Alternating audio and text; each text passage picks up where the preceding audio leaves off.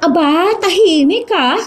Sigurado akong puro pasang-awa na naman ng grades ng iba riyan. Palibasa, puro tubig ang laman ng utak. Katulad ng buko na tinitinda niya. Grabe ka naman, girl. Nakakuha naman siguro siya ng mataas na grades, lalo na sa practical assessment. Marunong ang magbiyak ng buko eh. Laman pa kaya ng tao? May problema ba kayo sa buko? Bakit hindi niyo pa sabihin ang pangalan ko? Parinig pa kayo ng parinig. Halata namang akong pinag-uusapan ninyo eh. Oh, ano naman kung ikaw? May angal ka? Bakit ba kasi nursing ang kinuha mong kurso? Mas bagay ka sa palengke bilang magbubuko, Day. Big deal talaga sa inyo ang hanap buhay namin, no? For your information, hindi ko ikinahihiya ang pagbubuko. Dahil yun ang bumubuhay sa amin. Lalo na sa pag-aaral ko.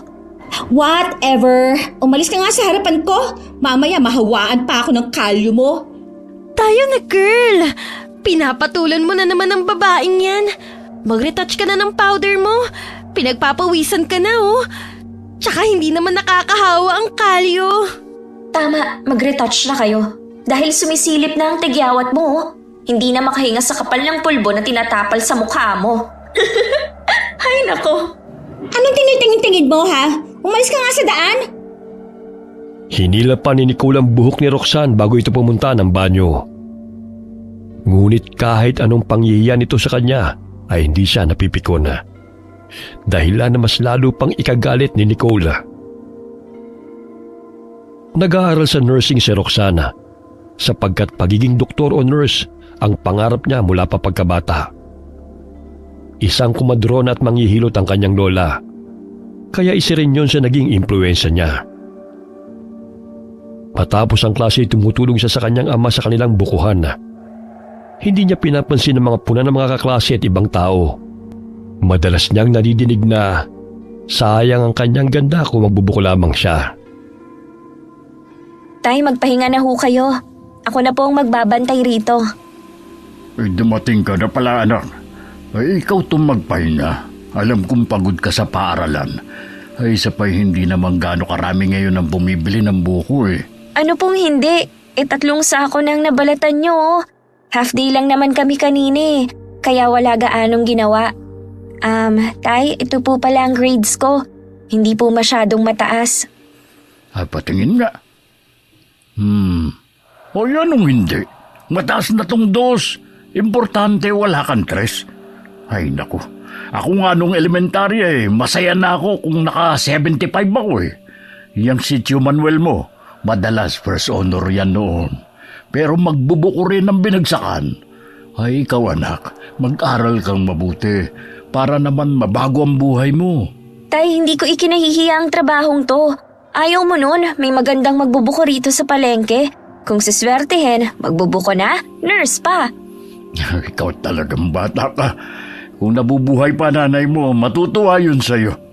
Kamukhang kamukha mo talaga siya. Mistisa at napakaamo na mukha. Buti na lang talaga hindi ka nagmana sa akin. Ano pong hindi? Nagmana kaya ako sa kasipagan mo, Tay? Ay siya, paparating na si Ronald. Kukunin na yung kinayod na buko. May bibiyakin pa ho ba? Ibigay mo na lang yung Tupperware sa kanya. Tsaka itong 5 pirasong buko.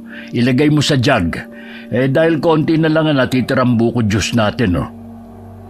Napabuntong hininga si Roxanne nang mapansin ang mga kaklase na napadaan sa palengke. Pinagtatawanan siya ng mga ito habang ninilingon nang makita siyang nagbibiyak ng mga buko. Ay, di ba anak? Kaklase mo mga yan. Opo, Tay. Ay, sinabi ko na sa iyo na hiyaan mo na ako rito eh. Ayan tuloy pinagtatawanan kanila. Anong masama sa pagtulong ko rito? Marangal at higit sa lahat, ito ang bumubuhay sa atin.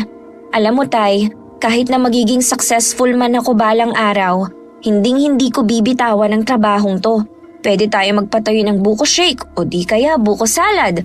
O di ba buko pa rin, pero pinasosyal na. Bilib talaga ako sa iyo, anak. Ang ibang kabataan naging sakit ng ulo ng kanilang mga magulang. Pero ikaw, napakabait mong bata. At higit sa lahat, maganda pa. Siyempre naman, Tay. Nagmana kaya ako sa inyo ni Nanay. Siya nga pala, Tay. Baka sa susunod na buwan magsimula na po yung OJT namin sa mga ospital at klinik. Hindi na po ako masyadong makakatulong sa inyo rito sa palengke. Ay, no problem, anak. Sabihin mo lang sa akin ang mga kakailanganin mo, ha? Tay, may ipon pa naman ako eh. Pag wala na po akong pera, sasabihan ko po kayo. Sa tuwing walang pasok si Roxana, ay sumasama ito kay Mang Dadoy sa Nyugan upang kumuha ng mga buko na ibinebenta nila sa palengke.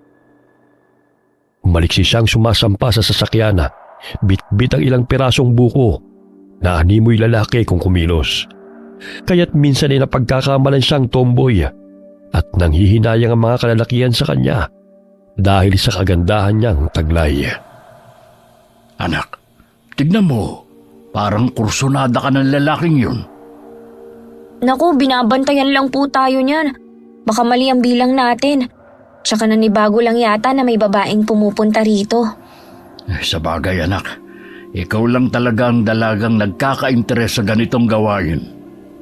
Ako na po ang magdadrive ng multicab mamaya para naman makapagpahinga kayo. Ay, sige. Alam kong mas magaling ka na magmaneho ngayon sa akin eh. Medyo malabo na kasi yung paningin ko. Dahil sa kanilang negosyo ay nakabili na rin ng sariling truck si Mang Dadoy. Hindi na sila nangihiram at nakakatipid pa sila.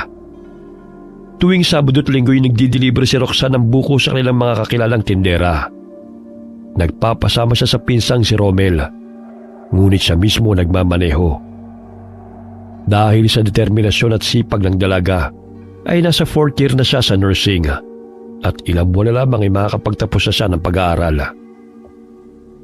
Tapos na ang kanilang theoretical exams, kaya't kailangan nilang maghanda sa practical na pagsasanay o OJT sa mga ospital at klinika. Kabilang raw ng mga liblib na baryo kung saan madalang na nakakapunta ang mga nurse at doktor. Ipinaskil ng kanilang advisor ang mga pangalan sa harap ng pisara.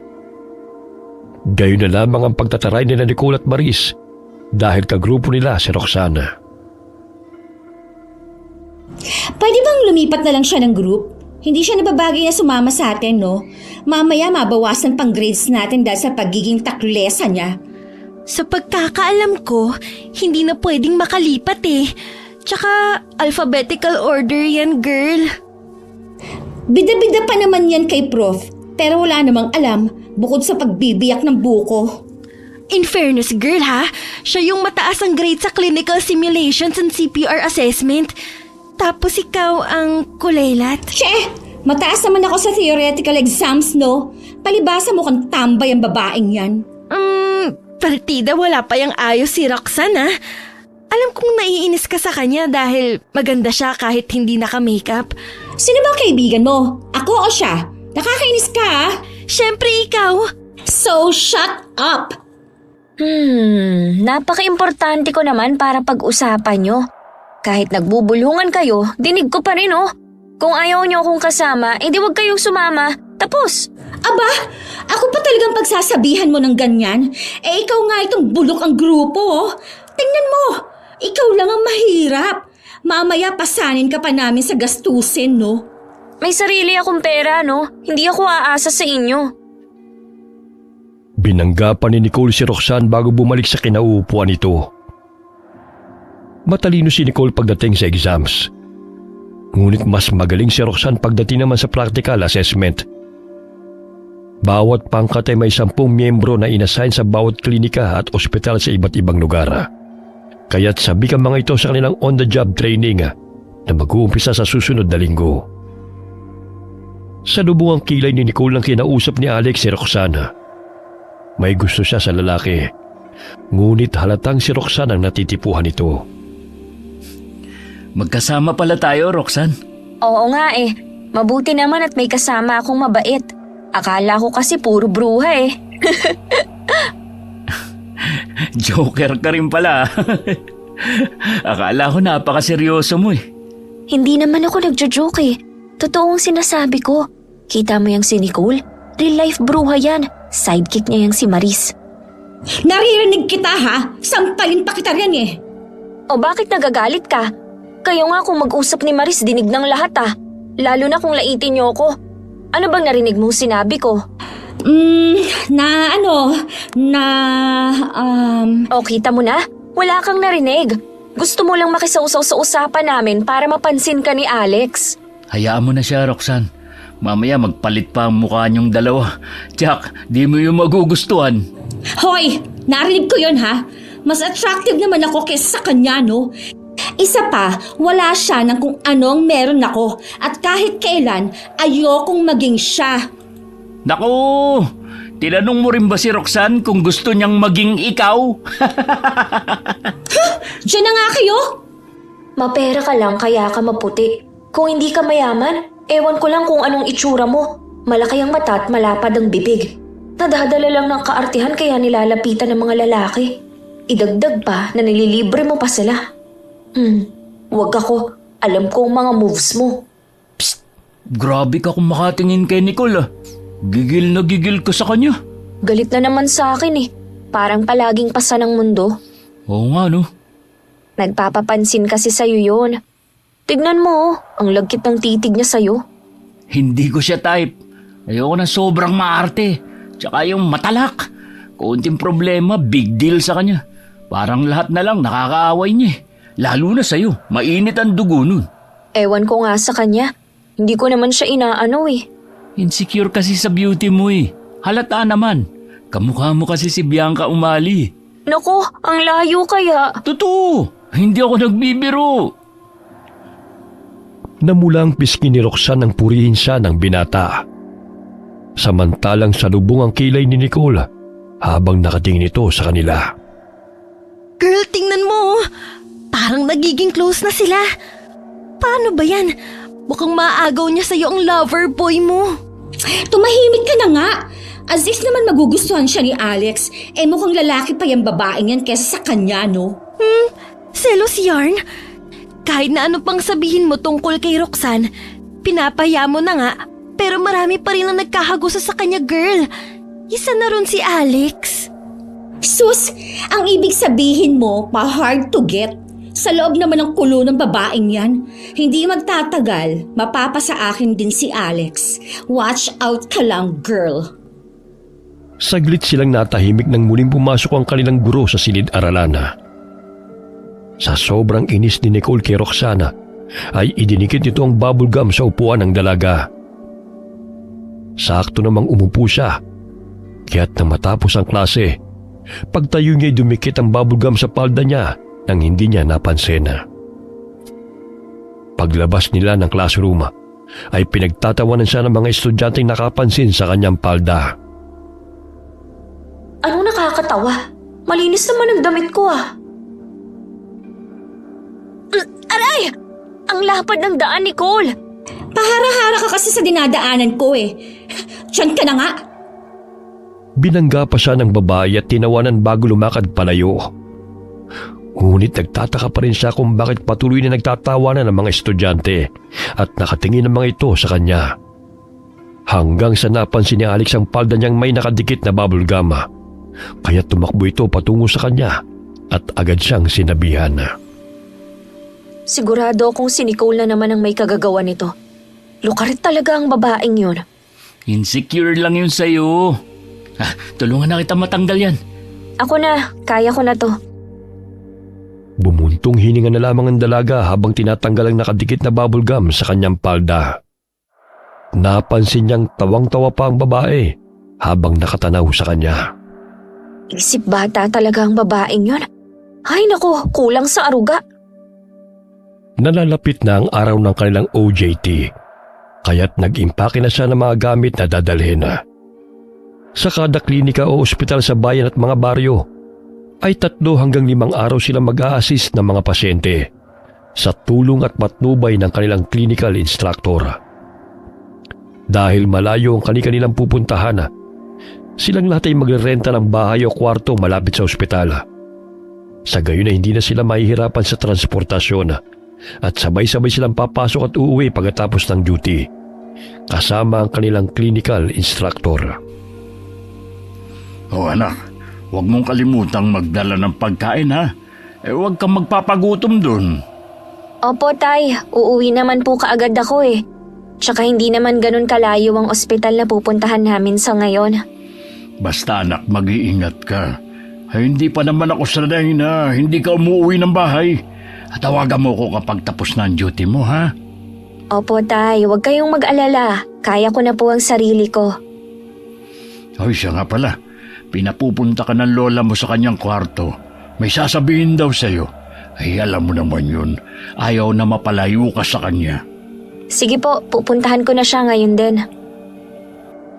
Nadatnan niyang nakaupo si Lola Carmi sa katre nito.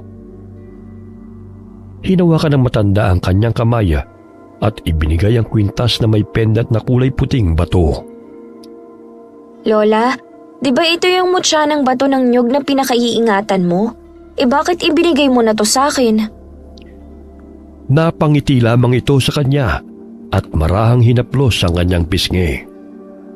Alam ni Lola na pupunta siya sa mga baryo at liblib na lugar kung saan hindi pamilyar sa apo. Kaya't upang makasiguro na ligtas siya makakauwi, ay ibinigay niya ang batong mutya ng nyog kay Roxana. Agad niyang hinalikan si Lola Carmi bago bumalik sa kanyang kwarto.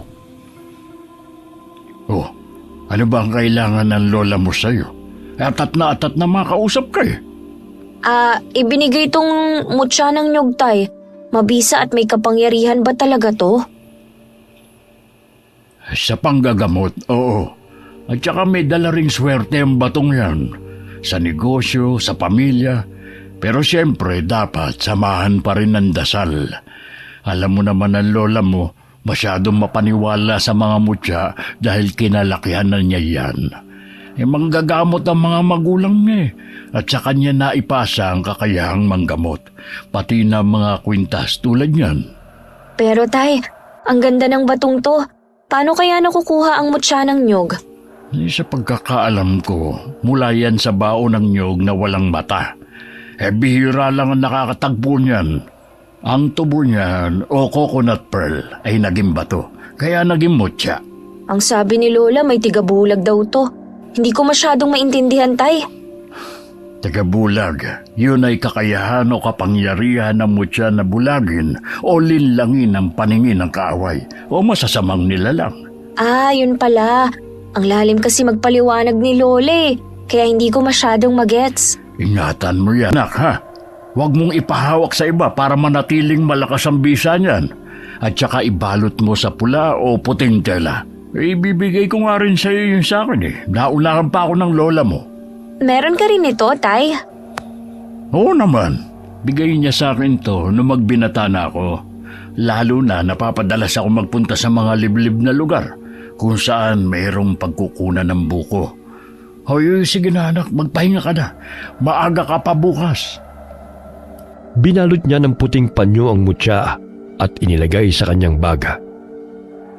Hindi siya naniniwala sa mutya, ngunit tinanggap niya yun upang hindi sumama ang loob ng kanyang lola kapag tinanggihan niya yun.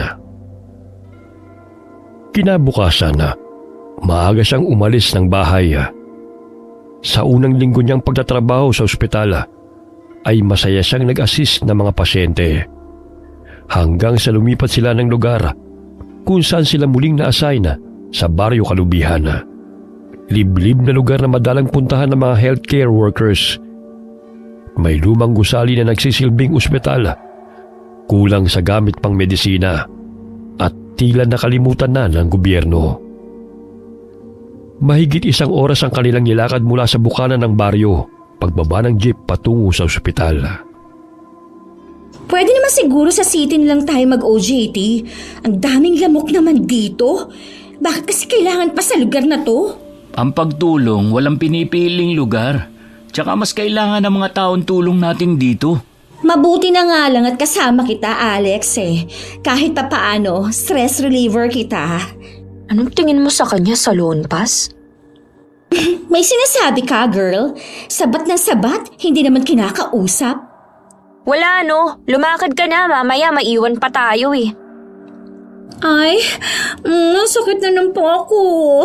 Help me, Alex. Help me, please. Kaya mo na yan, ikaw pa. Kanina pa kasi tayo naglalakad. Malayo pa ba? Mga 2 oras pa yata ang lalakarin natin. Nakikita mo namang walang kabahayan, oh. My gosh, super creepy naman ang lugar na to. Maris, where are you, girl? Huwag mo akong iwan dito. Nandito lang ako sa likod mo, no? Hinihingal na nga ako eh. Lihim na natatawa si Roxanne sa mga kaklase na hindi sanay sa malayong lakaran, sapagkat nasanay yung mga ito na hatid sundo ng mga kotse.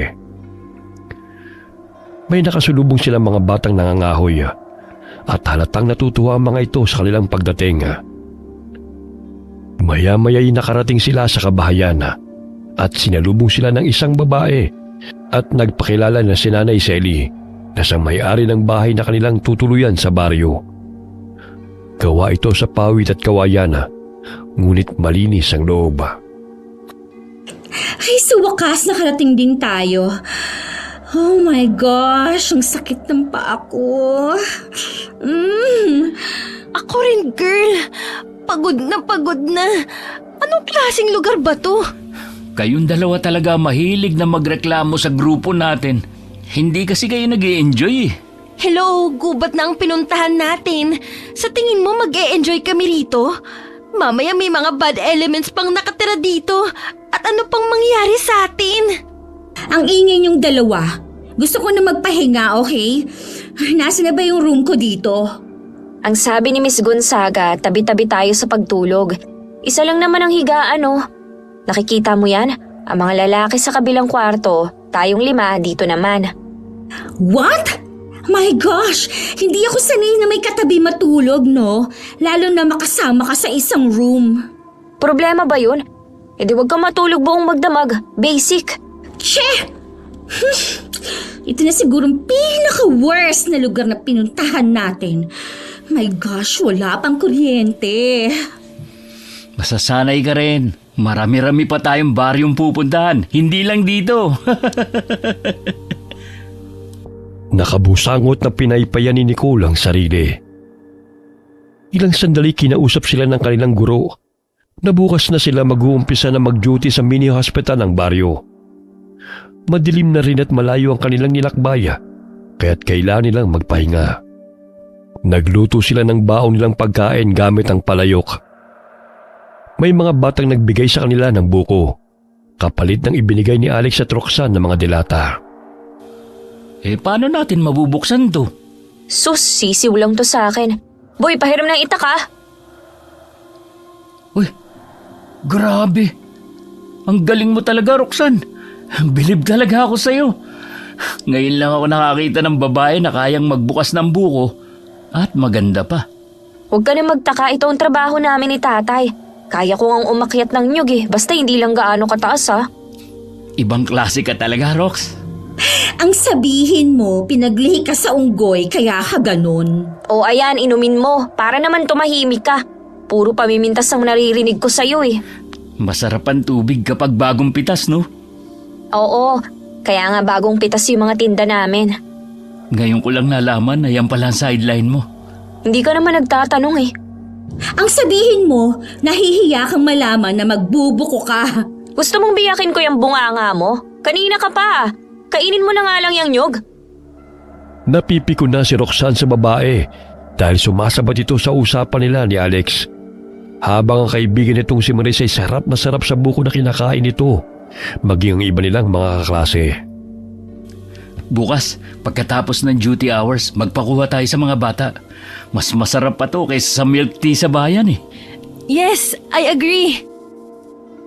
Tila hindi na makapagsalita si Maris dahil puno ng buko ang bibig nito. Samantalang si Nicole ay natahimik dahil sinasaway ng mga kaklase sa pagtatalak nito. Lumalalim na ang gabi. Namamangha sila sa mga alitap-tap na tila mga Christmas lights na umiilaw sa mga puno. Kapag walang polusyon, buhay na buhay talaga ang mga alitap-tap. Wala na tayong makikita niyan sa syudad. Paano ba naman? Puro usok at building na lang ang nakatayo. Bilang na lang ang puno. Napahinto sa pagsasalita si Roxana nang may makitang lalaking dumaan sa bahay na kanilang tinutuluyan. Nagtama ang kanilang paningin at bahagyang tumindig ang kanyang mga balahibo dahil kinabahan siya sa itsura nito. May malaking peklat sa mukha dulot ng hiwa. Nang kumurap siya'y mabilis itong nawala. Nasaan na siya? Ha? Sino? Yung tao. Kani-kanina lang nandyan siya eh. Nakatingin pa nga rito. Wala naman ako napansin Baka namamalikmata ka lang. Isasarado ko na lang tong bintana. Matulog na tayo. Hindi makatulog si Roxanne dahil nakikiramdam siya sa paligid. May mga yabag siyang naririnig na pabalik-balik. 12:00 na. Pero may gising pang mga tao rito. Kaninang 9:00, tahimik na nga Girl, umusog ka nga. Di ako makatulog dahil naaamoy kong hininga mo. Ang OA mo! Ang layo ko sa'yo ng 5 inches Tsaka wala ng space Nakasiksik na nga ako sa dingding. Nakakainis. Hindi ako makakatagal sa lugar na to. Napapangiti na lamang si Roxanne sa bangayan ng dalawang magkaibigan. Muli siyang sumilip sa butas ng dingding. Wala naman siya nakikitang tao at tumigil na rin ang mga yabag na kanyang naririnig. Mga hayop lang sigurong napadaan. 5:00 pa lamang ng umaga gising na si Roxana at nagluto na ng kanilang almusal. Habang ang kanyang mga kaklase mahimbing pang natutulog, pati ang kanilang guro. Nagising na rin si Alex dahil sa ingay ng kaldero at pagbibiyak niya ng panggatong. Ang aga mong nagising Ay, di mo man lang kami ginising para tulungan ka sa pagluluto. Okay lang. Sanay naman ako sa gawaing to eh. 8:00 pa naman ang pasok natin Sana 6 a.m. ka na lang gumising. Don't worry, kaya ko na to. Matulog ka na lang ulit. Maluluto na naman tong sinaing Mas tumindi ang paghanga ng binata kay Roxana dahil marunong ito sa gawain. Gamit lamang ang 2 bato at kahoy, malayo sa kinagisan nilang gumagamit ng stove. May poso sa tabi ng bahay na tinutuluyan nila, kaya't hindi na mahirap ang pag-iigib ng tubig. Ipinagawa pa yun ng mga dating estudyante na pumunta rin sa baryo Kalubihan. 7:00 na ng umaga nagising sina Nicole at Maris. Nagulat pa ang mga ito nang nakasuot na ng uniform si Roxana at handa nang pumasok sa ospital. Bumangon na kayo! Kung hindi pa kayo ginising, mahimbing pa ang tulog ninyo. Anong oras na ba? Ang aga pa 7:00 na. Mahamog lang dito kaya akala mo maaga pa.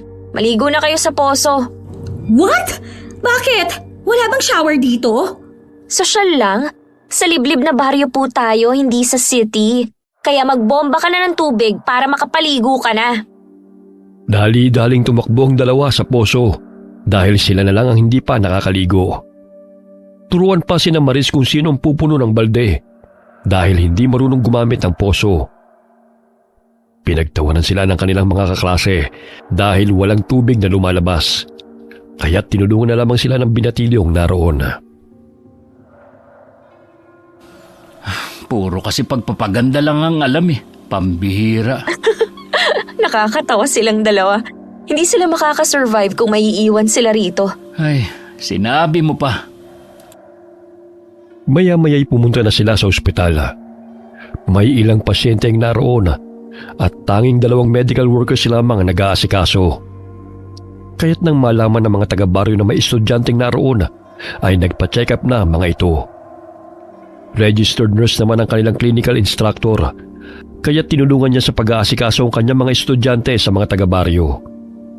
Nagkataon naman na may nanganganak, kaya't napasabak sila sa pagtulong hanggang sa mailabas ang sanggol.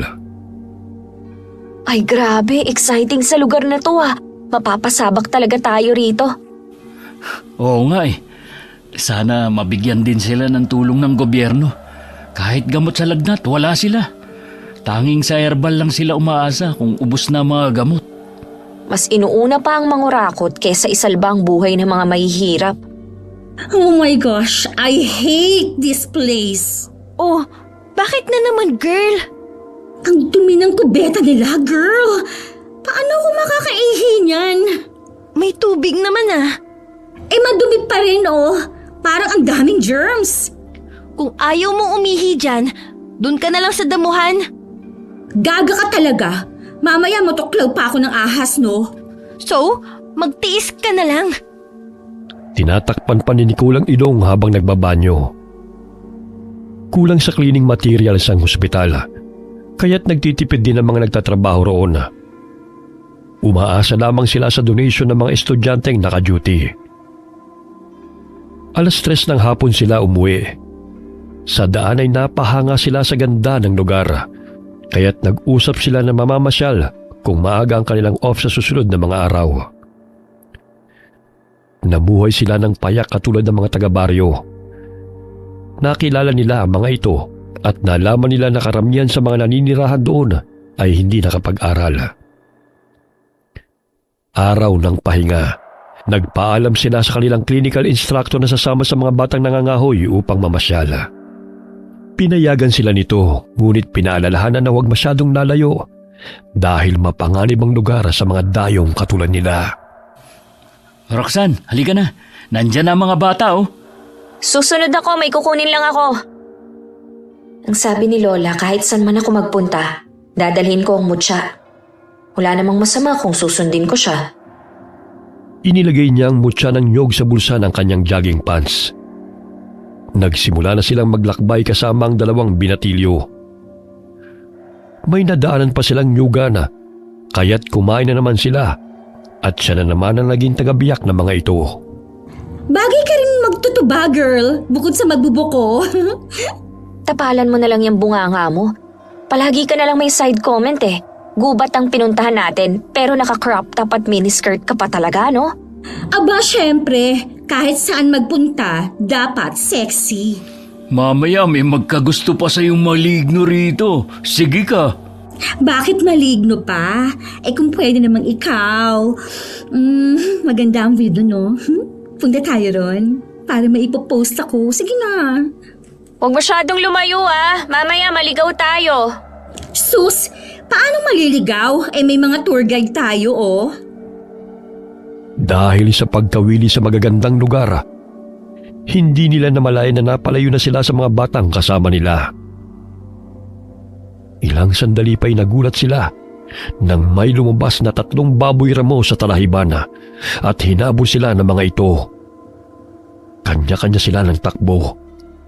Magkasama sa isang direksyon sina Roxanne, Nicole at Alex, habang ang ibang kaklase nila ay sa kabilang direksyon tumakbo. Roxanne! Alex! Huwag niyo akong iwan! Nandiyan na yung baboy mo! Baka maabutan tayo! Dali, bilisan nyo! Malapit na sila! Sinasabi ko na nga ba? Ouch! Aray! Sakit na pa ako! Help me! Alex, nadapa si Nicole. Balikan natin siya. Ay naku! Bubuhatin ko na lang siya! Bilisan mo, nandyan na yung baboy mo. Dumampot ng bato si Roxana at ibinato yun sa mabangis na baboy ramo na gustong lumapa sa kanila. Napaatras ito, ngunit muli silang sinugod ito. Ngunit hinampas niya ang bunganga ng hayop gamit ang sanga ng kahoy ng paulit-ulit. Dahilan para magtago yun sa mayayabong na damo. Wala na siya. Saan kaya yun nagpunta? Hindi ko alam, pero kailangan nating mag-ingat. Baka nandyan lang yun. Parang gutom na gutom dahil naglalaway pa. Ay, please, huwag niyo akong iwan. Napilayan yata ang pa ako. Sobrang sakit. Yan kasi, nagsusuot ka ng ganyan. Kaya kursunado ka ng baboy mo eh. Dahil akala siguro nila pagkain ka sa suot mong yan. Shut up, okay? Sakit na nga ng pa ako, sinisisi mo pa ako. Aray! Aray ko! May gumagalaw. Nandun siya. Hinihingal na inaabangan nila ang paglabas ng mabangis na hayop sa damuhan. Ngunit nabawasan ang kanilang pangamba nang makita ang 2 malaking daga. Ay, akala ko baboy mo na. Bumalik na tayo sa baryo. Mahirap nang maligaw tayo at abutan ng gabi. Sakit talaga ng pa ako. Hindi ako makalakad. Halika, aalalayan na kita. Dahan-dahan lang ha. Pinagtas nila ang masukal na gubat kung saan sa palagay nila sila dumaan bago nakarating sa lugar na yon. Ngunit tila paikot-ikot lamang sila sa loob ng gubat at hindi makalabas. Ilang sandali muli na naman silang hinabol ng mga baboy ramo hanggang sa dumausdo sila sa ilalim na bahagi ng gubat. Aray, sakit na ng katawan ko. Dali, tumayo ka na! Nandiyan na yung baboy Ramo! Hindi lang nag-iisa, may kasama na siya! Alex, please, help me naman Umakyat tayo sa punong yon! Tama. Tumayo ka na kasi. Ang bigat-bigat mo eh. What? Aakit ako riyan? No, hindi ako marunong. Tara na, malapit na sila! Ako nang mauunang aakyat, aalalayan ka ni Alex! Ay naku, ayusin mo kasi ang pagkapit sa sanga. Mamaya mahulog ka eh. Kumakapit na nga eh. Kasi ang hirap naman nito. Ano ba yan? Ano ba? Dalian mo! Hinila ni Roxanne ang braso ng babae hanggang sa makaakyat ito sa puno. Sumunod si Alex kaya't hindi sila naabutan ng mababangis na hayop. Grabe, tignan nyo ang tatalas ng mga pangil nila. Tsaka makikita sa mukha nila ang bagsik. Dito na lang ba tayo forever? Paano kung hindi umalis ang mga yan? Mababagot din sila sa kakahintay. Aalis din ang mga yan para maghanap ng pagkain. Tingnan nyo, may nakikita akong mga bahay. May naninirahan din pala rito. Oh, ano pang hinihintay natin? Humingi tayo ng tulong sa kanila. Wala pa akong nakikitang tao. Problema ba yun? Tulong! Tulong! May mga hayop na gustong kumain sa amin. May tao ba dyan? Please, help! Tignan nyo, umalis yung mga baboy Ramo. Siguro nainis sa boses mo. Ayun, may nakikita akong matandang babae na papalapit dito. Mukhang takot yung mga baboy Ramo sa kanya. Narinig ako ng matanda, kaya magpasalamat kayo sa akin. Nabawasan ang kanilang takot nang umalis sa mababangis na hayop sa tulong ng matandang babae. Nagpakilala ito sa kanila at sa tingin nila'y mabait naman ito. O mga bata, bumaba na kayo riyan. Wala na mga hayop na humahabol sa inyo. Hoy Alex, help me naman Baka malaglag ako. Dahan-dahan lang. Oh my gosh, muntik na ako mahulog. Kung gaano kadali ang pagbaba ni Roxanne sa puno, ay gano'n na lamang ang panginginig ng tuhod ni Nicola. Kumapit ka sa sanga! Oo nga heto na Aray, ang tuhod ko. Ouch! Dumidilim na. Hindi pa naman natin alam ang daan. Aling Agnes, alam niyo ho ba ang daan patungo sa tinutuluyan namin malapit sa ospital? Malayo-layo na rin yun dito, Indeng. Ipagpabukas nyo na lang ang pag-uwi. Isa pa, maraming mga mababangis na hayop sa daan. Bukas naman ang tahanan ko para sa inyo Parte pa ho ba ito ng baryo Kalubihan? Oo, Indeng. Bandang dulo na to ng baryo. May mga tao at iilang bahay silang nadaanan na nakamasid ang mga tao sa kanila. Ngunit matalim kong makatingin. Naninindig ang mga balahibo ko. Kakaiba ang pakiramdam ko sa lugar na to. Roxanne, bakit natigilan ka na dyan? Halika na. Umalis na lang tayo rito. Masama kasi ang pakiramdam ko sa lugar na to Parang ang bigat. So, anong gusto mong gawin natin? Bumalik sa ating tinutuluyan kahit dumidilim na. Hindi natin alam ang daan, Tsaka marami pang wild boar sa paligid. Hello? Bukas na nga ang sabi ni Manang, di ba? Parang ano kasi Huwag kayong matakot. Ganyan lang kung makatingin ng mga tao rito. Alam niyo namang hindi sanay na may pumupunta rito magaganda. Oh, nandito na tayo sa bahay. Huwag kayong mahiya mga bata ha. Sige na, pumasok na kayo. Para magabot ko na rin yung pilay ng kasama ninyo. Ay, salamat, makakapagpahinga na rin sa wakas. Nakaagaw ng pansin kay Roxanne ang binatang napasilip mula sa kurtina. Naaalala niya yung lalaking nakita niyang pagala-gala sa bahay na tinutuluyan nila. Dito pala siya nakatira. O Andoy, bigyan mo sila ng maiinom at makakain. Sigurado akong gutom ang mga batang to. Sandali at kukuha lang ako ng gamot. Maya-maya'y may dala na itong nilagang saging. Muling nagtama ang paningin nila ng lalaki, sabay bulong sa kanya. Hindi kayo dapat pumunta pa rito. Umalis na kayo, bago pa mahuli ang lahat. Ano ang... Bumalik ka na sa kusina, Andoy. Tawagin mo ang tatang Anselmo mo at sabihin mo may mga bisita tayo. Sige ho. Nakakatakot naman siya. Ano ba nangyari sa mukha niya? Ay, huwag kayong matakot kay Andoy. Nagkaganyan ang mukha niya nang sugurin siya ng baboy ramo noong bata pa siya habang nangangahoy. Mabuti na lang at dumating si Anselmo. Hindi siya natuluyan ng hayop. Oh, ayan Roxanne. Ano, gusto mo bang matulad sa kanya? Nagpupumilit ka pa talagang bumalik sa tinutuluyan natin eh. Eh, gabi na oh. Mas lalong agresibo ang mga baboy ramo tuwing madilim. Ligtas kayo rito. Baka kapagpahinga pa kayo ng maayos.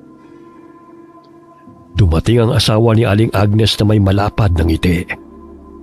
Matalim itong nakatitig sa kanila, na animoy sabik silang makita.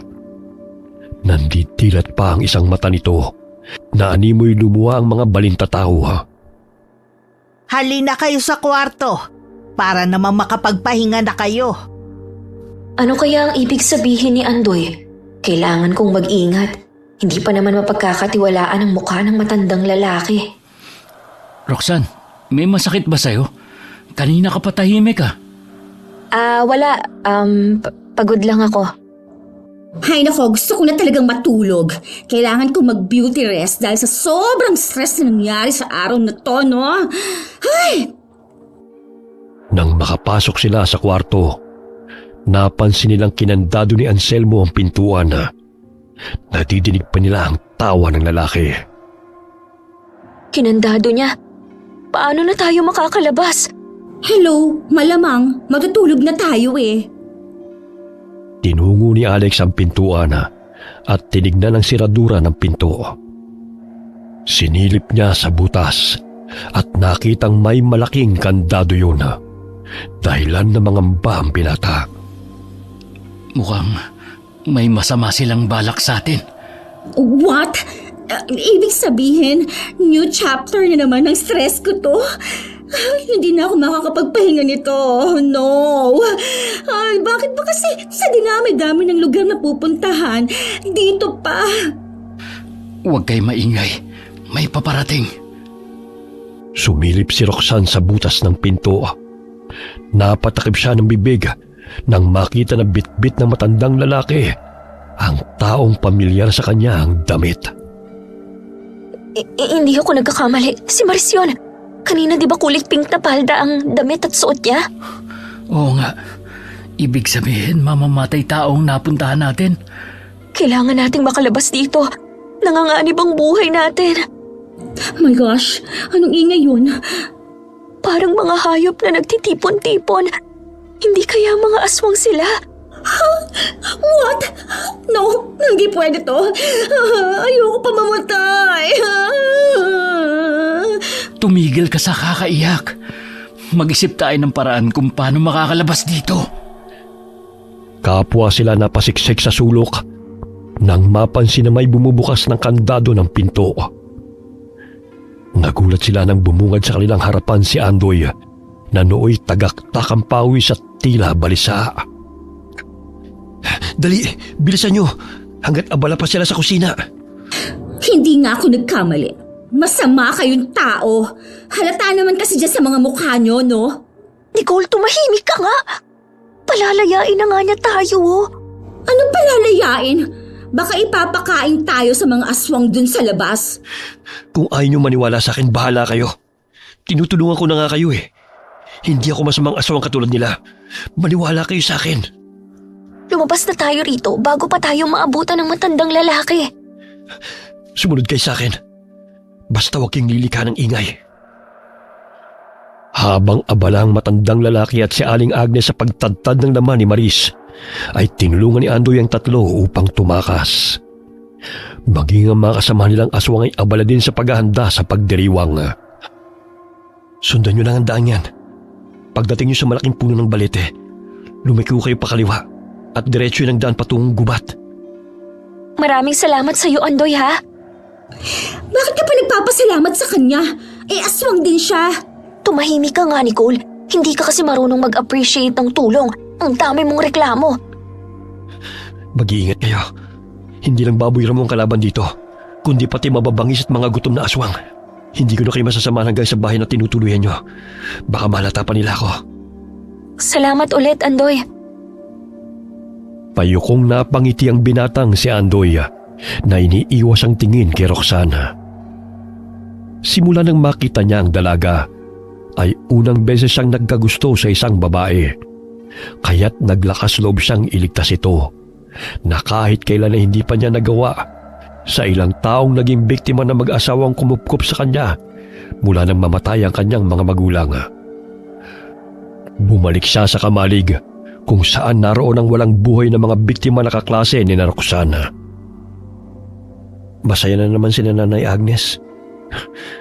Matagal-tagal din ang panahon na nakakain sila ulit ng laman ng tao. Wala silang kadala-dala sa panunugis ng mga taga-baris sa kanila. Nakatakas sa 3 bihag! Sino nagpatakas sa kanila? Anselmo! Andoy! Alam na ni Nanay Agnes na nakatakas ang 3. Hindi ako papayag na maging ang magandang babae mapatay nila. Sayang, hindi ko na itanong kung anong pangalan niya. Andoy! Halika muna rito. Puwiset, ikaw ba ang nagpatakas sa kanila, ha? Po? Hindi po. Kanina pa ako sa Kamalig eh. Hindi pa ako nakapunta rito sa bahay. Baka nakalimutan na naman ni Tatay Anselmo na ikandado yung pinto. Alam niyo naman na makakalimutin yun, di ba? Ang lalaking yun talaga. Muli itong pumasok sa kusina at binatukan ng asawa na masayang nagtatadtad ng karne. Ikaw talaga! Umiral na naman yung makakalimutin mo! Nakatakas sa 3 bihag dahil sa'yo! Imbes na 1 buwan na magiging konsumo natin, nawala pa ang mga yon! Minsan na nga lang may napapagawing tao sa lugar natin eh! Ay, salamat na niwala si Nanay. Mabuti na lamang makakalimutin si Tatay Anselmo. Nalusutan ko sila. Sana ligtas na makabalik sa kanilang tinutuluyan ng magandang babae. Lumabas ng bahay si Aling Agnes at sinabihan ng mga kasamang aswang na hanapin ang 3 bihag na nakatakas. Dali-dali silang naghanap sa paligid. Samantala, nandilat ang mga mata ni Roxana nang makita na tila mga litsyong baboy na pinapaikot sa apoy ang bahagi ng katawan ng tao. Hindi sila nagkakamali ng mga kaklase nila yon. Nahuli nila ang mga kaklase natin. Mga aswang kaya ang lahat ng naninirahan dito sa baryo? Oh my gosh. Sabihin niyo sa akin na hindi ito totoo. Ayoko mamatay kagaya niya. Pagtago tayo ron, may paparating. Alex, please. Huwag mo kong iwan, ha? Huwag ka maingay. Nandiyan na sila. Sandali, bakit parang umiinit yung bulsa ko? Parang nagbumula sa mutya na dala ko ah. Sana naman totoo ang sinabi ni Lola na maililigtas ako nito mula sa panganib. Hindi pa ako handang mamatay. Nakaramdam ng init ang dalaga na nagmumula sa mutya ng yoga. Tila ba may kung anong kuryente siyang naramdaman na nananalaytay sa buo niyang katawan. Naamoy ko kayo. Akala nyo siguro makakalabas pa kayo rito, no? Si Anselmo, aswang siya. Ang talas ng kanyang mga ngipin, no? Tsaka ang pangit ng itsura niya. Katapusan na natin. Makikita na nila tayo. Ha? Diyan lang pala kayo nagtatago. Nasaan ang isang kasama ninyo? Bakit 2 lang kayo? 2? 3 kami ah. Takbo! Oh no! Please, Alex, wag mo ko iwan. Ayoko maging pagkain ng mga aswang na yan. Hinawakan ni Roxanne si Nicole dahil madadapa ito. Pinilig-pilig ng mga aswang ang kanilang ulo nang biglang nawala sa paningin nila ang tumatakbong babae at tanging si Alex na lamang ang kanilang nakikita. Nasaan na yun pumunta? Bakit bigla na lang siya nawala na parang kabote? Nawala? Pagkasama naman kaming tatlo Bakit parang si Alex na lang ang nakikita nila? Huwag yun ang pakawalampayang lalaki. Aray! Bitawan niyo ako, Aray! Hoy! Bitawan niyo si Alex! Mga walang ya kayo! Ano nangyayari? Bakit may boses ng babae? Pero wala akong nakikita sa paligid. Lumalala na siguro ang katarata ko. Hinambalos ni Roxanne ang sangang aswang na humihila kay Alex, kaya't nabitiwan ito si Nicole. Muling idinilat ni Anselmo ang kanyang mga mata nang lumitaw na namang muli si Nicole sa kanyang paningin. Nang hawakan ni Roxanne si Alex, ay nawala na naman ang binata sa paningin ng mga aswang. Anong nangyayari sa mga batang ito? Bakit bigla-bigla na lang nawawala? Mga elemento ba sila dito sa gubat? Nililin lang ang aming mga paningin. Alex, nasaktan ka ba? Nasugatan ako sa braso. Ang talim ng kuko nila. Ang dami pala nila rito. Halika na, Nicole. Bilisan mo na. Ang sakit pa kaya ng mga paa ko. Hindi pa nga tayo nakakapagpahinga, no? Tatakbo na naman. Ay, Nasaan na sila? Nawala na silang tatlo. Kani-kanina lang nandito pa mga yun Oh, nasa na ang mga bata? Hindi namin mahagilap. Basta-basta na lang nawawala. Tapos lumilitaw na naman. Hanapin nyo na maigi. Nandyan lang ang mga yon. Hindi nila alam ang daan kaya hindi pa nakakalayo ang mga yon. hindi nila tayo nakikita? Teka, paano nangyayari yun? Ilang meters lang ang layo natin sa kanila, oh. Kitang-kita natin ang pagtatalo nila. Ayaw mo nun, makakalayo tayo rito. Hindi na malaya ni Roxanne na gumagana ang tigabulag na kapangyarihang taglay ng mutya. Nalilin lang niya ang paningin ng mga kalaban na nawawala sa paningin nito at ng mga taong kanyang nahahawakan. Ay, wait! Sina Cedric at Gina yun, oh. My gosh, humihingi sila ng tulong. Ibig sabihin, lahat tayo nahuli nila. Tingnan nyo, may 3 baboy ramo na parang kinakausap ni na Aling Agnes. Hindi kaya mga alaga niya ang mga yon? Nanlaki ang kanilang mga mata nang biglang nagtigbaliw ang mga baboy ramo bilang mga aswang. Napagtanto nila na sadyang hinabol sila ng mga ito upang mapunta sila sa lugar ng mga aswang.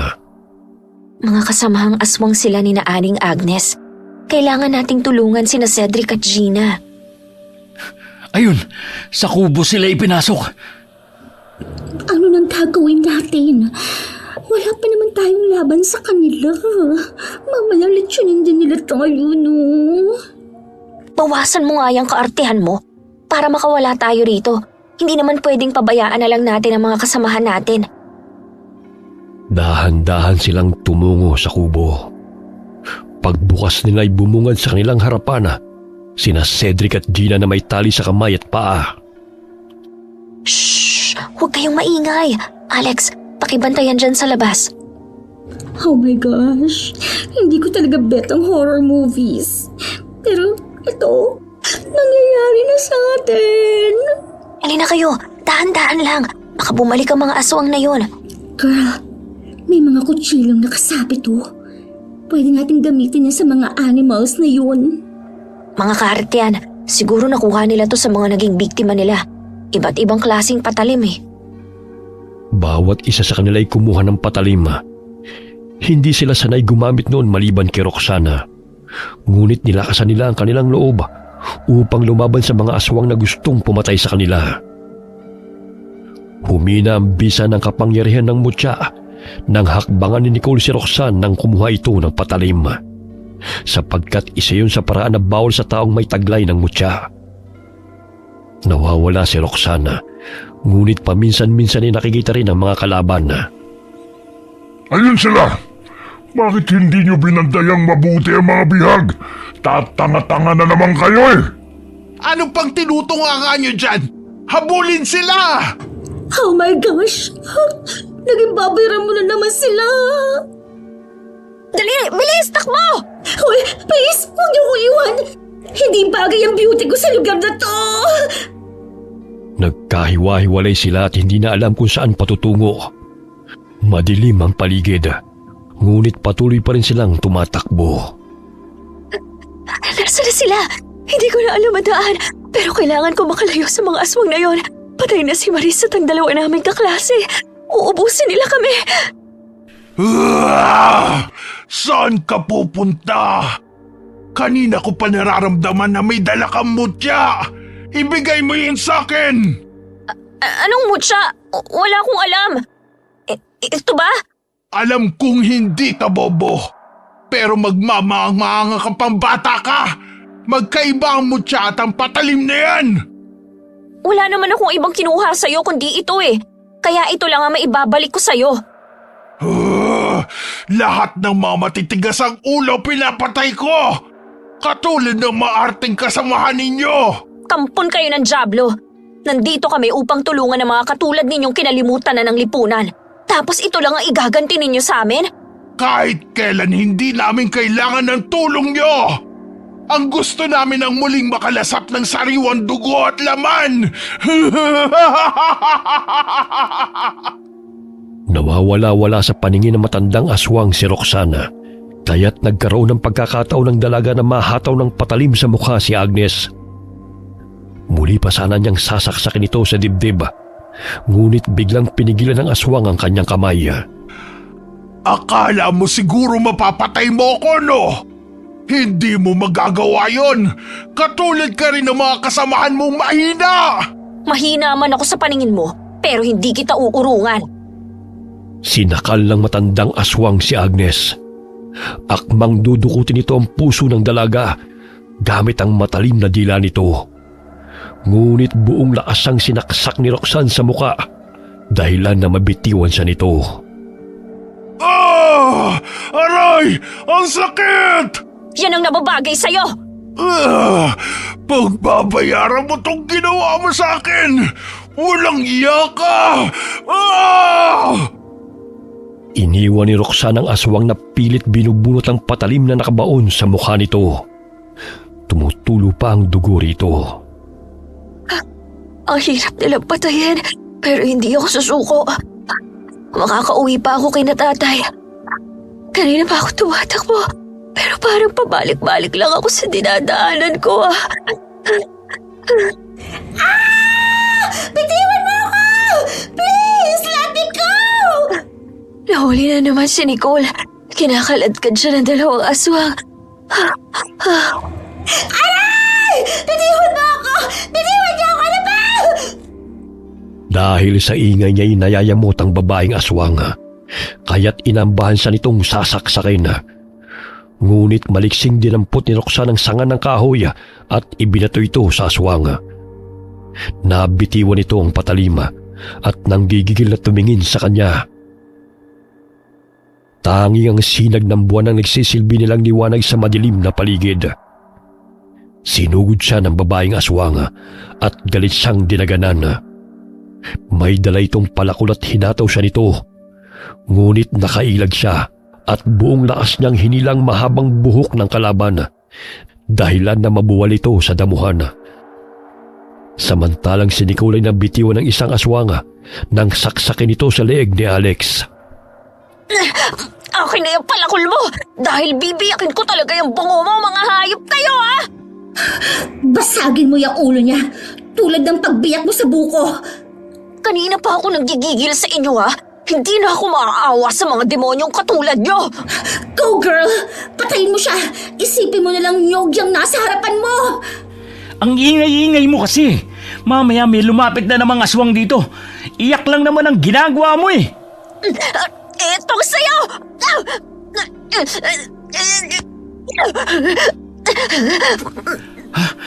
Grabe, Roxanne. Basag ang ulo niya. Siyempre, magbubuko siya, di ba? Kaya basic lang yan sa kanya, no? Tara na, kailangan natin makalabas sa lugar na to. Marami pa tayong kalaban. Nasaan na ba sina Gina at Cedric? Hindi ko nga rin alam eh. Huwag na tayong bumalik sa bahay ng mga aswang ha. Ayoko na, as in.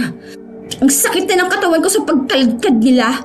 Muntik pa akong pagsamantalahan ng isa. My gosh, may manyak din pala na aswang. Magtago tayo dito. May paparating. Hoy, teka. Parang si Miss Gonzaga yan ha. Bakit kasama niyang matandang lalaki? Magkausap sila na para bang matagal na silang magkakilala. Hindi kaya dinala niya tayo rito para maging pagkain nila? Wala man lang pag-aalala sa kanyang mukha o takot. Di ba, bagong CI siya sa school natin? Oo, siyang pinakabatang CI sa school. Hindi kaya kamag-anak niya mga aswang na naninirahan sa lugar na to? Muntik nang mapatili si Nicole nang mapansin ang lalaking lumapit sa kanila. Mabuti na lamang ay natakpan nito ang kanyang bibig. Patay na ang dalawang kasama nyo. Kayo na lang natitira. Kailangan nyo makalabas dito dahil pinaghahanap na nila kayo. Paano kami makakalabas? Paikot-ikot lang kami rito eh. Sasamahan ko kayo. What? Sasama tayo sa kanya? What if naloloko lang niya tayo? Hindi rin naman mapagkakatiwalaan ang itsura niya, no? Hindi ako masama katulad nila. Noon ko pa kayo gustong balaan na umalis na sa lugar na ito. Kaso nga lang bantay sarado kayo ni Emilia. Pamangkisan ni na Tatay Anselmo at Nanay Agnes. Ikaw nga ang anak nila, di ba? Hindi. Inampun lang nila ako buhat na mamatay ang aking mga magulang. Pero tutulong ako sa kanilang pagpatay dahil ang mga magulang ko hindi pumapatay ng tao. Sumunod sila kay Andoy. Ngunit maraming mga aswang ang pagala-gala sa kanilang dadaanan. Kaya't naghanap sila ng daan na wala masyadong bantay. Lahat ba ng tao na naninirahan sa baryo Kalubihan ay mga aswang? Hindi. Sa pinuntahan nyo, mga normal ang mga tao na naninirahan doon. Noon payapang namumuhay ang mga tao kasama ang mga aswang. Hati ang komunidad namin. Kaso nga lang naging sakim sina Tatay Anselmo at Nanay Agnes. Gusto nilang gawing aswang ang lahat ng naninirahan dito. Sa gayon ay lumaki ang populasyon nilang mga aswang. Dahil pakunti na kasi ang kanilang angkan. Kabilang kami sa mga niyanggaw nila. 10 taong gulang pa lamang ako noon. Kaso nga lang, hindi na kaya ni Nanay Tatay ang pagiging aswang. Labag man sa kanilang kagustuhan na maging aswang, wala naman silang nagawa pa. Dahil hindi na matanggal. Namatay sila na nilalabanan ng pagkatakam sa sariwang dugo ng sanggol. Bago pa man mapatay ni Ina yung kapatid niyang buntis, tumalon siya sa bangin para iligtas sa mga ito, kapalit ng kanyang buhay. Siya man naman pinatay ng mga tao. Napagkamalan lamang siyang pumatay sa babae. Ngunit ang totoo, si Nanay Agnes ang may gawa nun. Wala na ako mapupuntahan nun dahil alam kong aswang din ako at maaaring patayin ng mga tao. Kaya sumama ako sa pangkat ni Nanay Agnes kahit labag man sa aking kalooban. Biktima ka rin nila, Andoy. Pwede ka namang sumama sa amin eh. Sasabihin namin sa mga tao na hindi ka masama. Gusto ko ng payapang buhay. Malayo sa mga tao at malayo rin sa mga aswang. Ngunit hindi ko magagawa to kung patuloy na dumadanak ang dugo. Dahil gusto kong iligtas sa mga taong walang kalaban-laban mula sa kamay ng mga masasamang aswang. Ilan na rin sa kanilang lihim kong napatay. Bakit hindi mo pinatay yung mag-asawa? Halatang silang leader ng mga monster. Hindi ko pa nagagawa yun dahil mahirap. Sapagkat madalas silang magkasama. Sa totoo lang kinamumuhian ko sila. Ginawa na lang miserable ang buhay namin. Pasensya na't napalayo na tayo ha. Bantay sarado kasi nilang shortcut na daan eh.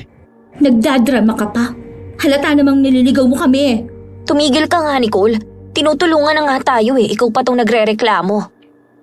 Saglit silang napatigil nang may marinig na malakas na halinghing ng mga baboy ramo. Nagpalinga-linga sila sa paligid at napansin nilang malapit na ang mga ito. Lapastang kang bata ka!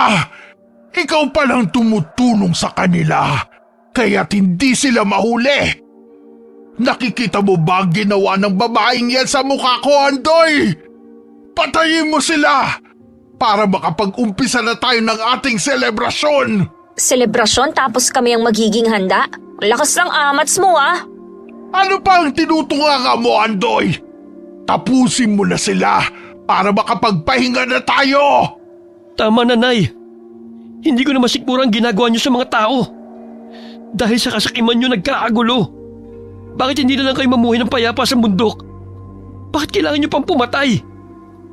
Lumalabang ka na sa akin ngayon! Ano ba ang sinabi nila sa'yo?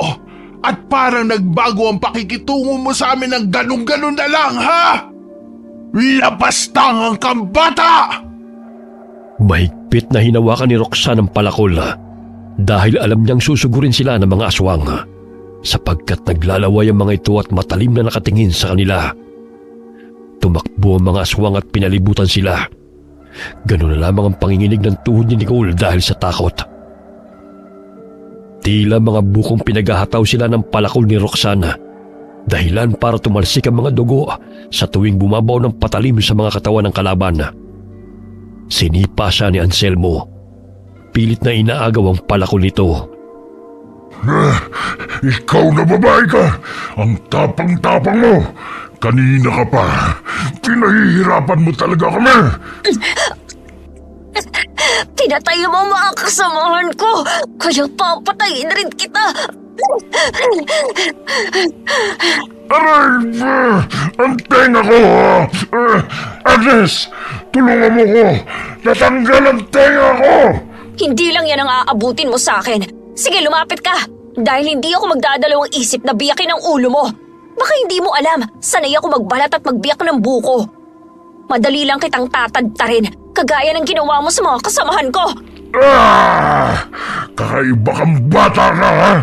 Pero hindi ako magpapatalo sa isang pulpol na kagaya mo dahil babaliin ko yung leg mo. Yang mapanakit mong kamay, iihawin ko. Muli siyang hinataw ni Roxanne ang itak. Ngunit nasanggayo ni Agnes at tinadya siya nito sa sikmura. Pinagtulungan siya na mag-asawa dahil alam ng mga ito na may dala siyang mutya. Sinabunutan siya ng babaeng aswang at akmang kakagatin ang kanyang leeg. Muli siyang hinataw ni Roxanne ang itak. Ngunit nasanggayo ni Agnes at tinadyakan siya nito sa sikmura. Pinagtulungan siya na mag-asawa dahil alam ng mga ito na may dala siyang mutya. Sinabunutan siya ng babaeng aswang at akmang kagatin ang kanyang leeg. Nay, bitiwan mo siya! Wala kang utang na loob, bata ka! Kakampihan mo pa sila. Kung hindi ko papatayin ang babaeng to, lahat tayo papahirapan niya! Nanlaki ang mga mata ni Agnes nang hatawin siya ni Andoy sa mukha gamit ang palakol. Dahilan para matapyas ang ilong nito. Wala kang utang na loob! Matapos kitang kupkupin, ito pa ang igaganti mo sa akin! Sana nga noon ko pa yan ginawa. Dahil hindi na makatarungan ng pang-aapi niyo sa mga tao. Namatay ang mga magulang ko dahil sa kasamaan niyo. Kaya ako naulila ng maaga. Ginusto nila magkaisa sa amin! Hindi ko sila pinilit! Hindi totoo yan. Bago mamatay si tatay, sinabi niya sa akin ang lahat. Ngayon lang ako nagkalakas loob na lumaban. Dahil hindi ko hayaan na masaktan niyo siya. Aray! Bakit? Sino na ba ang babae nagpapatibok ng puso mo? Kahit kailan hindi ka niya magugustuhan. Dahil isa kang aswang, lalo na pangit ka! Muling ibinao ni Andoy ang palakol sa balikat ng aswang. Dahilan na pumalahaw ito.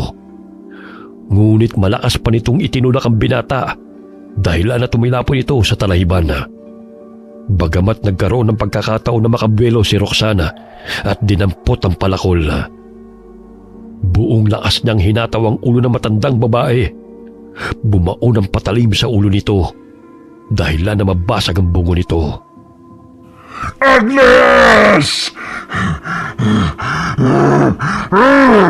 Pinatay mo ang asawa ko! Ang lakas ng loob mong kalabanin kami! Nararapat lang na patayin kayo dahil masasama kayong nilalang. Mga kasama, atras! May mga taong paparating. Babalik kami at guguluhin namin ang baryo dahil sa ginawa mo. Uubusin namin ang mga tao.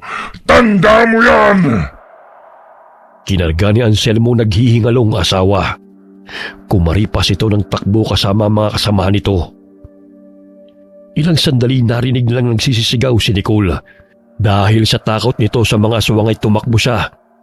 Hindi nito namalaya na may butas kahit siya'y nahulog. Tinulungan siya ni Alex upang makalabas doon. Andoy, ayos ka lang ba? Sumama ka sa amin. Alam kong maging ang buhay may nanganganib. Pabayaan mo siya, Roxanne. Total, aswang naman yan eh. Anong silbi pa niya sa mundo, di ba? Kahit kailan, hindi ka talaga natututo. Ilang beses na niyang itinaya ang buhay niya para sa atin. Dapat matuto kang tumanaw ng utang na loob. Kung hindi dahil sa kanya, kanina ka pa na lechon. Pinag-aagawan na yung katawan mo. Tama si Roxanne, Nicole. Gusto mo sigurong pabayaan ka na lang namin dito, no? Tinulungan nilang makabangon si Andoy. May sugat ito sa ulo dahil tumama ito sa bato. Gagamutin natin yan pagdating natin ng bahay. Oh, bakit ganyan ka na lang kung makatingin sa kanila?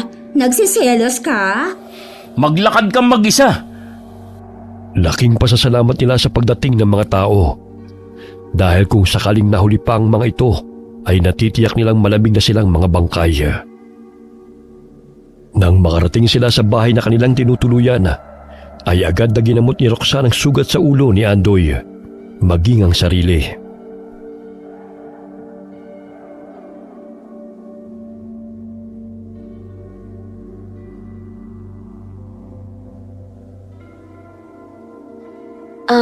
Ako pala si Roxanne. Kanina pa tayo magkasama pero hindi mo pa alam ang pangalan ko. Siguro mananatili ako rito. Babalik sila. Tutulungan ko kayo Gagawin na sinabi. Sapagkat ako naman ang dahilan kung bakit sila maghihiganti sa inyo. Kung gusto mong manatili rito, ikaw na lang, girl. Pa. Dahil ako, ayoko na talaga. Mamamatay na ako sa hirap ng buhay dito. Dumagdag pang mga aswang-aswang na yan. Pwede na kayong umuwi ni Alex bukas. Magpapaiwan ako rito. Girl, sorry and thank you. Alam ko, naging masama ako sa'yo. Ang totoo kasi, naiinggit ako sa'yo eh.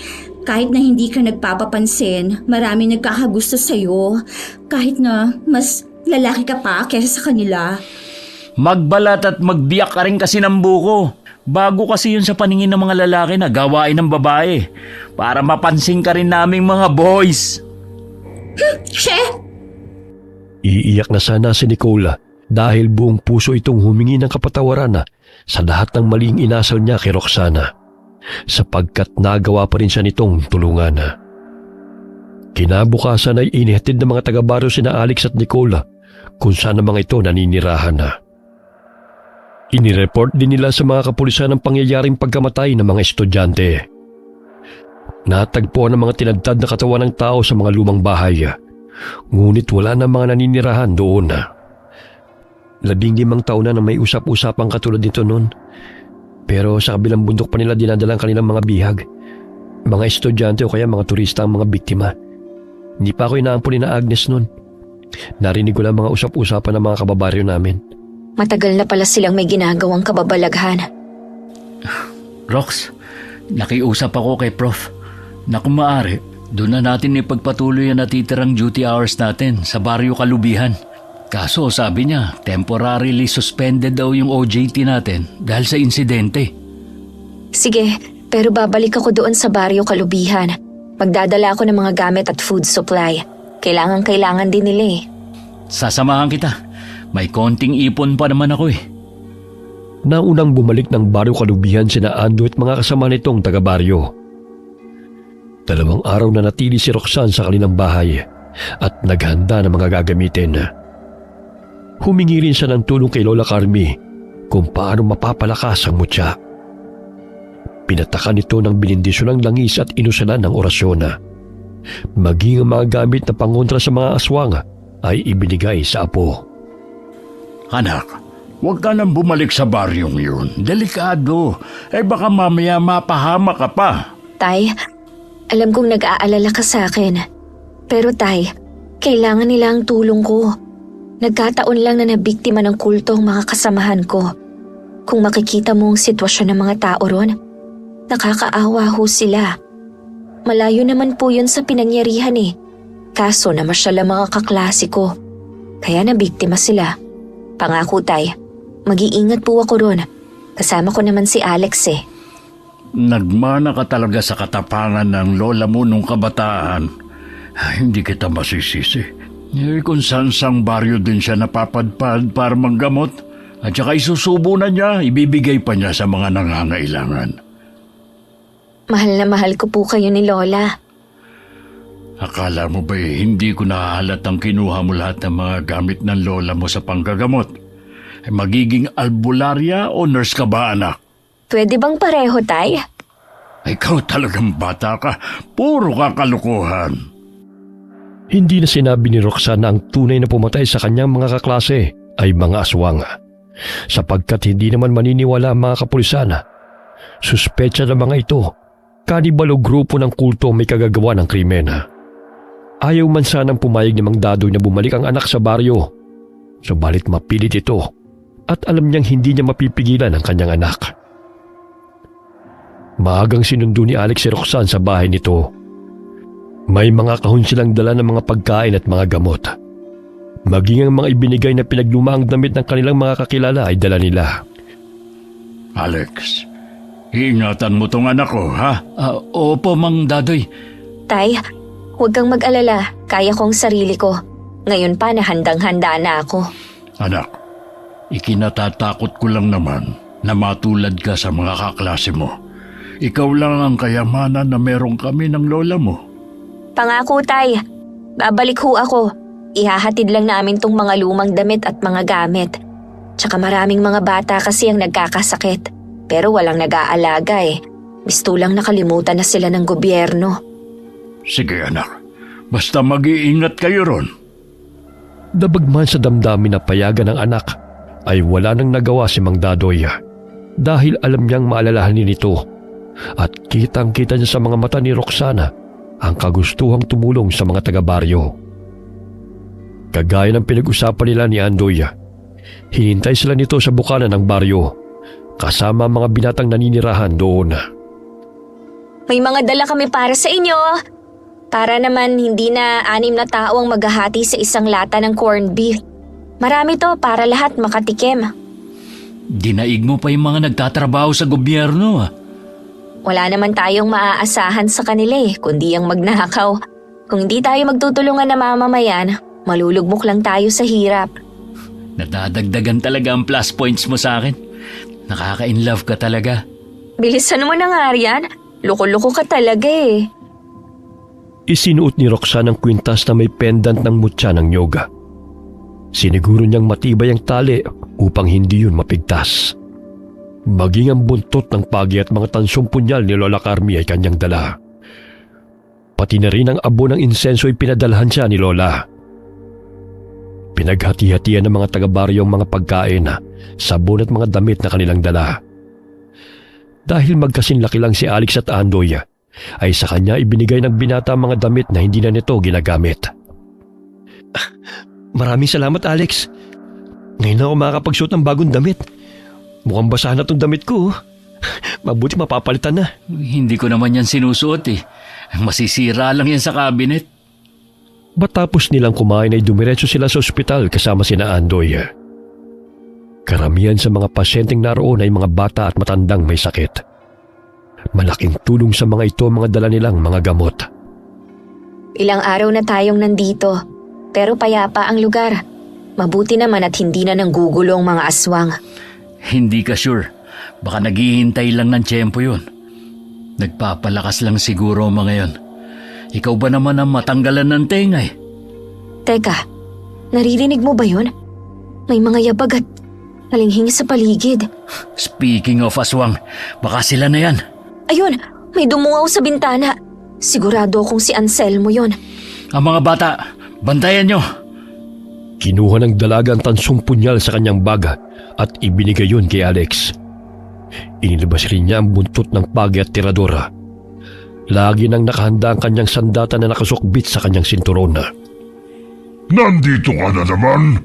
Akala ko ba'y umuwi ka na sa lungga mo? Pakialamera ka talagang babae ka. Sige lang. Dahil ipapakita ko sa iyo kung paano namin lapain ang mga taong narito dahil sa kagagawan mong pakialamera ka. Tingnan mo ang ginawa mo sa akin. Pinatay mo pa ang asawa ko. Deserve mo yan dahil masama ka. Kung namuhay lang kayo sa bundok ng payapa, di sana kumpleto pa yung tenga mo. Ang sarap mong yakapin hanggang sa malagutan ka ng hininga. Alex, sa likod mo! Dapa!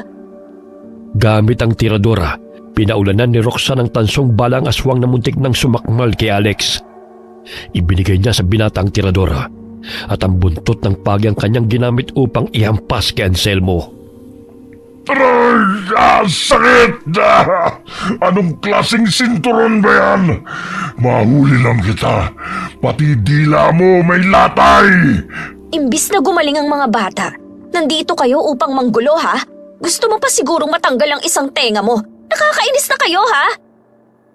Inilabas ni Anselmong mahaba nitong dila upang sugurin si Roxana. Ngunit hinataw ng palakol ni Andoy ang dila ng aswanga, dahilan na maputol ito. Walang yaka, swine! Ang dila ko, ang hapdi! Tamang-tama, may alkohol ako. Linisin natin. Aray! Ang sakit! Ano ba yung ligdong yan? Tumutulo ang luhat uhog ng matandang aswanga dahil sa hapdi ng kanyang dila nang buhusan ito ni Roxanne ng alkohol. Pinagtulungan siya ng dalawa dahilan mabunggo ito sa sementadong dingding dahil sa pagkataranta. Sinaksak siya ni Andoy sa dibdib gamit ang tansong punyal na ibinigay ni Roxana. Paulit-ulit itong ibinaon sa puso ng matandang aswang na siyang dahilan ng pagkasira ng kanilang pamilya. Kayong dahilan kung bakit hindi ko nakasama ng matagal ang pamilya ko. Ginulo niyo ang baro kalubihan dahil sa kasakiman niyo. Bastarang kang bata ka!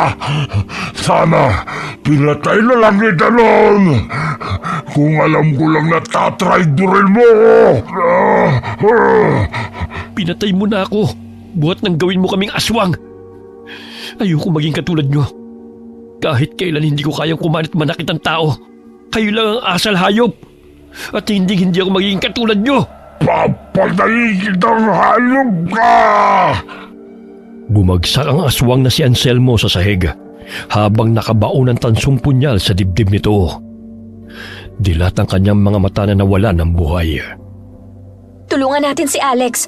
Mukhang magaling na siya sa pagdedepensa ha? Roxanne, sa bubong may aswang! Tamang-tama. Magagamit ko rin ang sibat na ginawa namin kahapon. Tanggapin mo to! Akala nyo ha? Malakas na pumalahaw ang aswang nang bumao ng sibat sa bunganga nito. Lumusot yun sa batok ng aswang, kaya't malakas itong bumagsak sa lupa. Sa tulong ng mutya, ay maliksing naiilagan niya ang pagsugod ng mga aswang. Malakas niyang siniko sa noo ang kalaban na lumapit sa kanya, dahilan na tumilapin ito palabas ng bintana. Grabe, ang lakas mo, Rox! Kita mo yun? Parang lumipad siya, oh! Hindi ko nga rin akalain eh. Grabe ang astig. Hindi kaya dahil nakatulog ka na maayos ng 2 araw? Siguro. Si Andoy, pinagtutulungan ng 2 aswang. Maging siya, naging aswang na rin. Hoy! Bitiwan niyo siya! Hindi talaga kayo titigil, ha? Sige na, tirahin mo sa ulo. Tinamaan ng bala sa noong isang aswang gamit ang tiradora. Samantalang isa naman ay bumao ng tansong punyal na inihagis ni Roxana patungo sa lalamunan ng aswang. Ayun, sa Paul! Ang galing ha? Salamat sa inyo. Hindi talaga nila ako titigilan eh. Mukhang umatras na ang ibang aswang. Kahit papano'y naging handa ang mga taga-baryo sa kanilang pagsugod. Ang sakit ng mga sugat ko. Pero huwag mong lalagyan ng likidong mahapdi ah. Ng alkohol? Konti lang para hindi maimpeksyon yung mga sugat mo. Mabilis na nagpalit ng anyo bilang normal na tao si Andoy. Dahil nakita niyang natakot ang mga bata sa kanya. Ngunit sinabihan niyang hindi niya sasaktan ng mga ito. Kinabukasan, karamihan sa mga lumusob sa kanila ay napaslang ng mga taga-baryo sa tulong na rin ng mga pangontrang dala ni Roxana na ibinigay ni Lola Carmi sa kanya. Ang iba'y tumakas patungong kabundukan. Mabuti naman at napatay na ang leader ng mga aswang. Siguro naman matatakot na ang mga yun na pumunta rito. Sana nga matapos na ang gulo. Kawawa talaga ang mga tao. Hirap na nga sa buhay. Dagdag problema pang pagsalakay ng mga aswang na yon. Mabuti na lang talaga matapang ka, Roxanne. Totoo talagang everything happens for a reason, no? Napadpad tayo rito para matigil na ang kasamaan ng mga aswang na yon. Parang naging superhero ka ng baryo Kalubihan. Anong ako? Lahat tayo, no? Isa na doon ang mga gamit ni Lola. Akalain mo, minana pa niya yan sa nanay niya. Mas matanda pa kaysa sa atin. Kaya kailangan kong ingatan ng mga to. Ibalik mo sa akin ang tirador, ah. Oo, pagbalik natin sa syudad. Kinaumagahan na. Isa sa kanilang mga napatay ay si Miss Gonzaga na natusok ng sibat sa lalamunan. Akalain mo yon. Siguro kung hindi lang tayo naging matapang, lahat tayo naging litsyong tao na pinagsaluhan nila. Matagal na siguro niyang gawain na magdala ng mga bibiktimahin para gawin nilang pagkain. Ibang klaseng aswang siya kasi mataas ang pinag-aralan. May mga aswang na professional kaya, hindi lang natin alam. Baka marami pang nakikihalubilo sa mga tao. Kaya dapat na maging mapagmatsyag tayo. Pwede bang sa akin na lang muna tong tirador? Pakisabi kay Lola. Marami-rami pa kasi tayong pupuntahan eh. At least, magiging prepared na ako kapag may mga aswang na makakasagupa. O sige, magpagawa ka na lang ng tansong bala. Hindi naman kasi pwedeng magdala tayo ng patalim kahit saan eh. Baka mahuli pa tayo ng mga pulis. Pwede na siguro tong sinturon na gawa sa buntot ng pagi. Andoy, kumusta na pala yung sugat mo? Ito. Okay na. Nagagalaw ko ng braso ko. Ang lalim ng sugat ko eh. Sila na ang bago mong pamilya. Kagaya ng gusto mo noon na mamuhay ng payapa. Oo nga eh. Hindi ko nga sukat akalain na matatanggap nila ako. Kahit na aswang ako. Mabait ka naman eh. Isa pa, hindi mo naman ginusto yan. Salamat sa lahat ng pagtatanggol mo sa akin ha. Hindi ko makakalimutan na may kaibigan akong kagaya mo. Salamat din. Kasi tinanggap niyo ako bilang kaibigan. Na kahit kailan ay hindi ko naranasan. Namulang pisngi ni Andoy nang tapikin siya ng dalaga sa balikat. Maging si Alex ay napapangiti habang nakikinig sa usapan ng dalawa. Siguro sa susunod na linggo na kami aalis ni Alex. Tsaka bihira na rin kaming makakapunta rito dahil nag-aaral kami. Pero kapag bakasyon, dadalaw kami rito. Hihintayin ko ang pagbabalik niyo. Ilang araw ang lumipas. Hindi na muling bumalik ang mga aswang sa baryo Kalubihan. Naging payapa ang pamumuhay ng mga taga-baryo. Tinuruan sila ni na Alex at Roxanne ng proper hygiene upang makaiwas sa anumang sakit. Maging ang mga buntis sa tamang pag-aalaga ng mga sanggol. Magkahalong tuwa at lungkot ang pamamaalam ng dalawang magkaibigan sa mga taga-baryo. Lalo na kay Andoy na naging malapit na sa kanila. Huwag po kayong mag-alala. Hindi po namin kayo makakalimutan. Kapag nakagraduate na ho kami, pangako, babalik kami ni Alex dito. Mag-iingat po kayo palagi ah. May mga bagong kapamilya ka na, Andoy. Ito na matagal mo nang pinapangarap. May simpleng remembrance pala kami ni Alex para sa inyo. Ito yung mga litrato natin. Mga masasayang alaala namin kasama kayo. Hindi nyo naman kami gaanong mamimiss kasi nandyan tayong lahat. Maluhaluhang niyakap ni Roxanne si Aling Selly na siyang may-ari ng bahay na tinutuluyan nila. Maging si Andoy ay pigil ang pag-iyak sa pag-alis ng kanyang mga kaibigan. Tumango si Andoy bilang tugon sa sinabi ni Alex at maluhaluhang niyakap ang dalawang kaibigan.